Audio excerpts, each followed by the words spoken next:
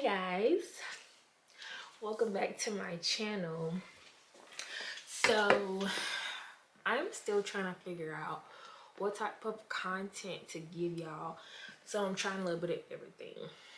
Today is gonna be more of a sit down video, and I'm gonna give you my list of do's and don'ts as a landlord.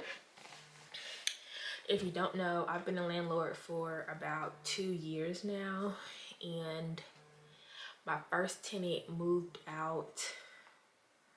We're in October, about 3 months ago. So there's a lot of things that I learned with my first tenant that I should do with my next tenant, and a lot of things that I learned with my first tenant that I will not do with my next tenant. So before I get into this video, don't forget to like, comment, share, subscribe, and let's go ahead and hop right into it. Okay, so I wrote down a couple of things. Like I said, do's and don'ts of a landlord. It's been about 2 years, and I don't think it's as bad as I thought it was going to be, but I think it depends on the tenant as well. So first things first, this is the first, I'm gonna start off with the do. First do, please do a screening, a background check on your tenant. I did do this with my previous tenant, so that is something that I will continue to do for all tenants moving forward. A background check or a screening is a must,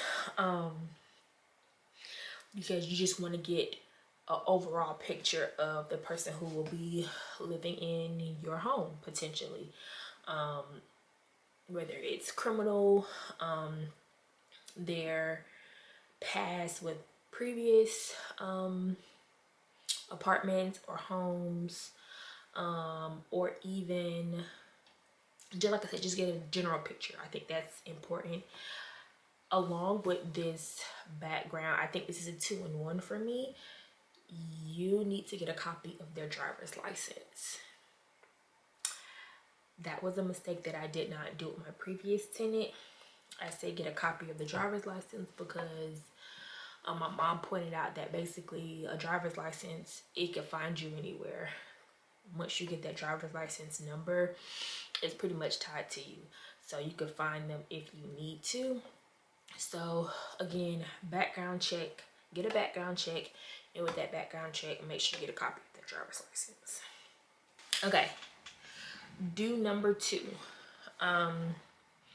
make sure that you have like an app or a website. If you're not going to have a property manager, in my case, I don't have a property manager, I am the property manager.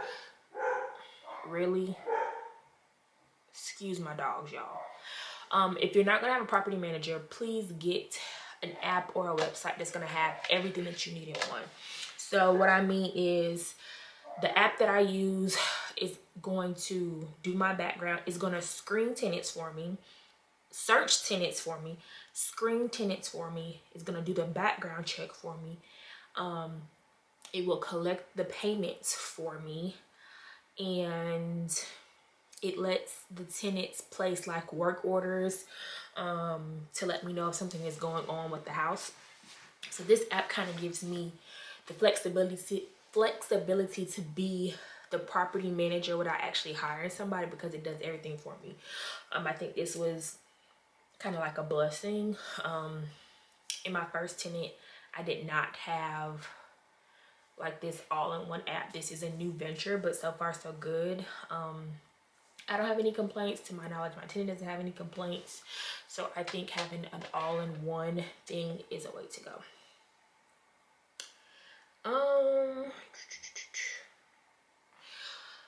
Do know your rules, laws in your state for landlords. So I live in the state of Georgia. So the state of Georgia has a landlord handbook. I believe that's the name of it.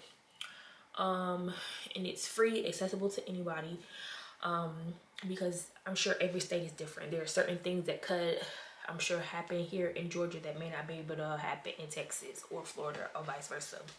So just know the law of the state that you're being a landlord in. And my last do is stick to your rules and policies. No matter what may happen, don't bend, don't fold. These are your rules. It's written down, it's in paper, it's on paper or it's in writing.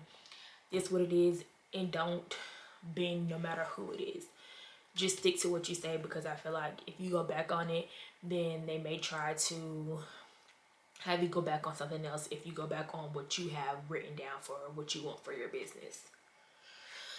I say that because at the end of the day, this is a business for me. Okay, I'm back.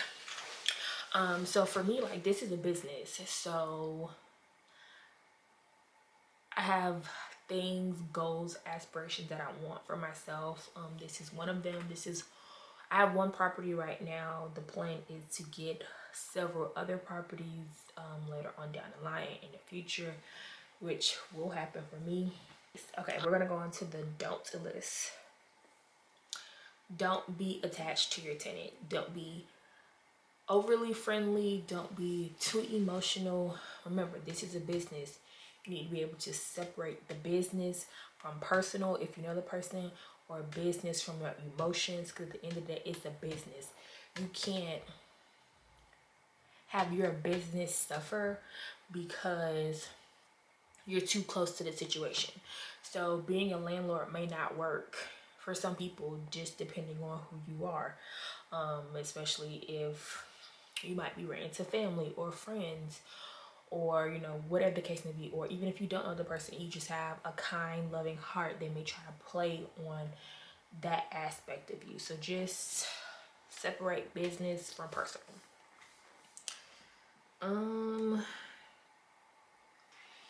Do not, I repeat, do not renew a lease without inspecting your home first. What I mean by that is, this is something that I learned my previous, this is what I learned my previous tenant as well. My previous tenant was in the house for 2 years, and I saw the house when she signed her lease and I handed her the keys, and I saw the house when she moved out and I got the key back from her. I saw my house twice in 2 years. Like I said, in the beginning, in the very end. I will never make that mistake again. If you guys followed my Operation Move Out journey from a couple months ago over the summer, you will see why I said that. Like, I showed y'all everything, the good, bad, and the ugly of what could potentially happen if you don't see your property in 2 years. Like I said, it was 2 years and I hadn't seen my property. I renewed her lease not looking at my property, and I will not do that again for future tenants, because you need to see, like my mama explained to me, like, you need to see what you're getting before you get it back. So whether that's once a year or twice a year, so like in my mind, I don't know, maybe it needs to be twice a year. After the first 6 months, come in, inspect it, see what's going on, and then at that point I can make the determining factor if I want to even renew that person's lease or not. Or let's say, okay, well, regardless, like if I decide to renew the lease, I'll check it. Okay, so let's say the lease starts,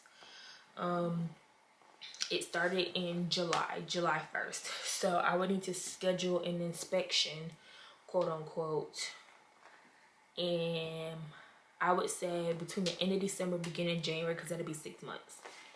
And then we need to have another inspection if I decide to renew your lease again in 6 months. So in June or July of the following year, just to make sure everything is good, up and running, we don't have no issues, and kind of go from there. So I have to figure out how often I would do the inspections, but make sure you do an inspection. Do not go years or months without looking at your property.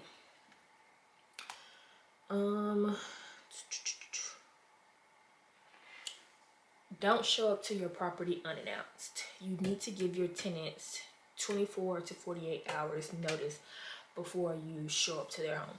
Yes, it's your home, but they're renting it from you, so technically it's in their possession. So I know me, and I wouldn't want nobody popping up at my house without notice, so give them that same common courtesy. And my last don't is don't accept any excuse for unpaid rent. So I understand that life happens. You know, you may lose your job, yada yada yada, whatever the case may be. Remember, this is a business, so rent still has to be paid, you know, regardless. So make sure that it's in your lease, whatever it is. For, okay, if it's like for me, you must pay your rent by the 3rd. If it's not paid by the 3rd, there is a $50 late fee. And then if it's not paid by the 3rd, I give you until the 7th or the 10th, I think. I don't have my lease in front of me, so I can't, I'm going off the top of my head. I think it's at the 7th or the 10th. If it's still not paid by then, each additional day after the 10th is an extra $10 or $15. Again, I'm going off the top of my dome. I think it's 10.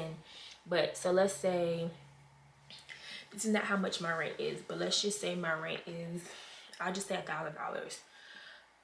So if the 3rd comes in a payment, it has not been made. So now we're talking $1,050. If we come in the 10th, still the money is not paid. Now it's each $10 each additional day after the 10th, starting from the 10th. So now we're already at $150 from the 3rd. Now the 10th comes and there's still no payment. So the 10th comes, now we're at $1,060. 11th come, now we're at $1,070, and vice and so on and so forth. So just make sure that you have that stuff very clear in your lease. And you can send a pay or quit letter when you do not receive payment. There are a lot of things that I am learning and will continue to learn as a landlord. So any tips, tricks, pointers that I have, I don't mind sharing. I'm just trying to put myself out here more. This is something that's part of my life and what I do. So if I come up with more do's and don'ts on this journey, I'll record another video for y'all so y'all can have it, and then we can just go from there. If you have any questions, you could just comment them below. And yeah, don't forget, like, comment, share, subscribe, and I'll see y'all in the next one.